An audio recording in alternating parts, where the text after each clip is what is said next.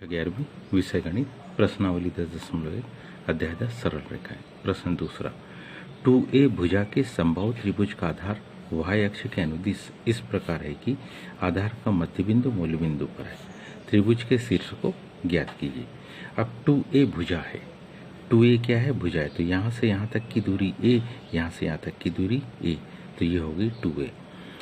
आधार कौन से? y अक्ष पर है। ये त्रिभुज बना है ए बी और ये सी, ये त्रिभुज बना है ए बी और ये सी। तो ओ से ए तक की दूरी ए इकाई, ओ से बी तक की दूरी ए इकाई, टोटल होगी 2a। इसी प्रकार से यहाँ से यहाँ तक की दूरी 2a, यहाँ से यहाँ तक की भी दूरी 2a।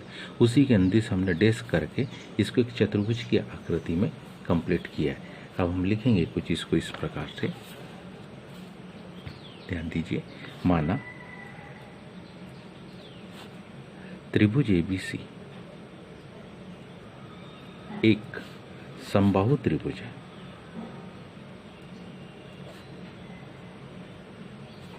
जिसकी भुजाओं,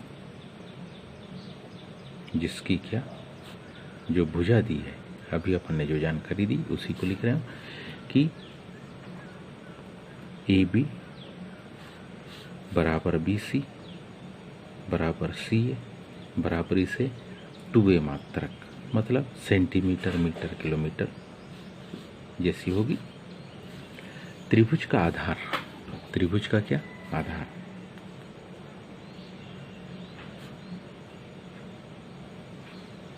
त्रिभुज का आधार जो AB है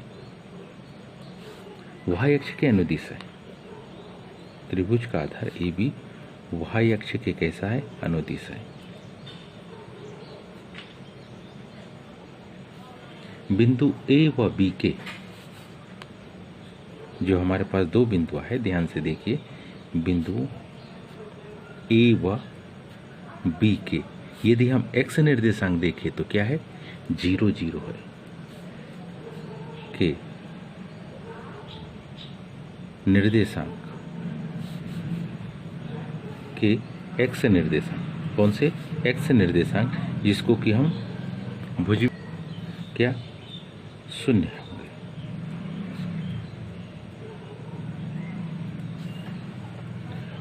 और AB का जो मध्य बिंदु है, और हमने जो AB का कौन सा बिंदु? मध्य बिंदु बनाया है। अगर उसको ध्यान से देखिए तो वो मध्य बिंदु मूल बिंदु O है।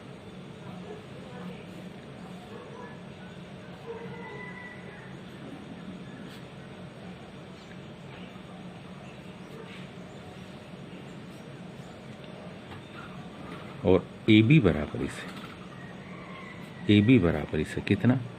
2a मात्रक। AB बराबर इसे कितना? 2a मात्रक। इसलिए O से A की दूरी और O से B की दूरी दोनों बराबर होगी। और किसके बराबर होगी? A मात्रक के बराबर। ये चित्र का हम वर्णन करें। तब बिंदु A के निर्देशांक,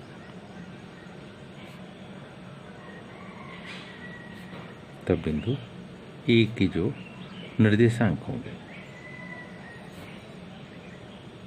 A बिंदु के निर्देशांक होंगे 0a तथा B बिंदु के निर्देशांक वो क्या होंगे? क्योंकि ये चौथे चतुर्थांश से पहुंच रहा है 0 -a, लेकिन चौथे में भी y अक्ष पर जा रहा है। अब माना बिंदु C के निर्देशांक, ये बिंदु C के निर्देशांक को मान ले रहे हैं। माना कि बिंदु C के जो निर्देशांक है उसको हम मान लेते, क्योंकि x अक्ष के ऊपर है तो इसको मान लिया कि ये x और 0 है। तब AC की दूरी, तब किसकी? AC को निकालना।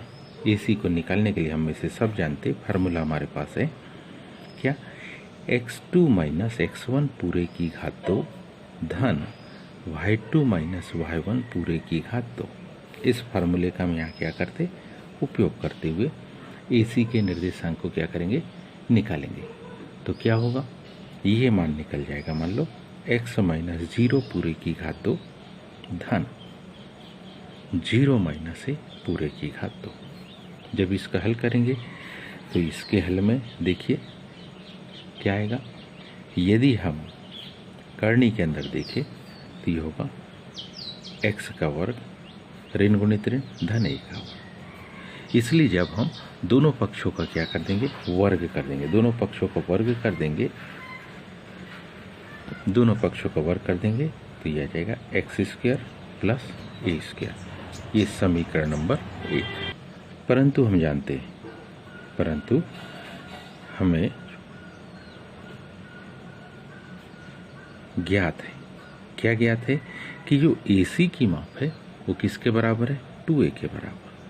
तो जब हम AC का क्या कर देंगे, वर्ग कर देंगे तो ये माप तो जाएगी 4a स्क्वायर की। इसका मतलब है ये माप किसके बराबर हो जाएगी, 4a स्क्वायर से। ये समीकरण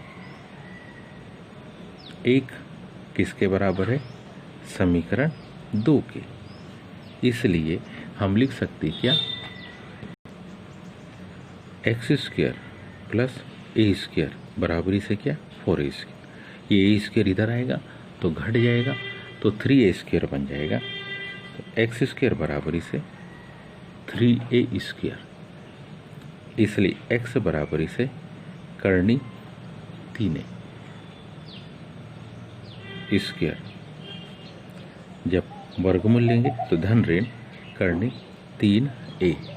ऐसी स्थिति में कौन से, तब बिंदु C के निर्देशांक, तब बिंदु C के निर्देशांक, तो तब बिंदु C के निर्देशांक देखेंगे तो वो हमारे पास क्या हो जाएंगे, धन ऋण करनी 3a 0, क्योंकि x अक्ष के ऊपर है। अब त्रिभुज के शीर्ष,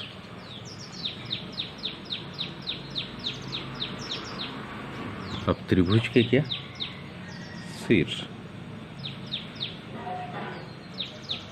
A के निर्देशांक क्या होगा, तो 0a होगा। B का निर्देशांक क्या होगा, तो 0 ऋण a होगा। और C का निर्देशांक अभी अपन ने निकाला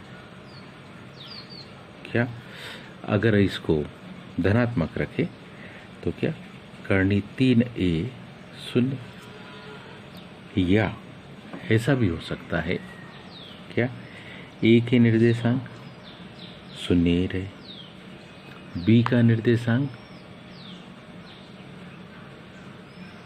0 ऋण a रहे, और C का निर्देशांक क्या हो जाए, ऋण करनी 3a 0 हो जाए।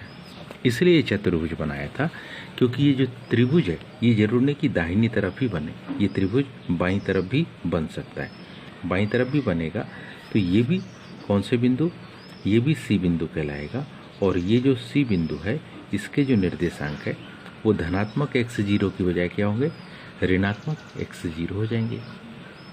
तो उम्मीद है आप सबको समझ में आया होगा। आज के लिए इतने ही शेष कर, धन्यवाद।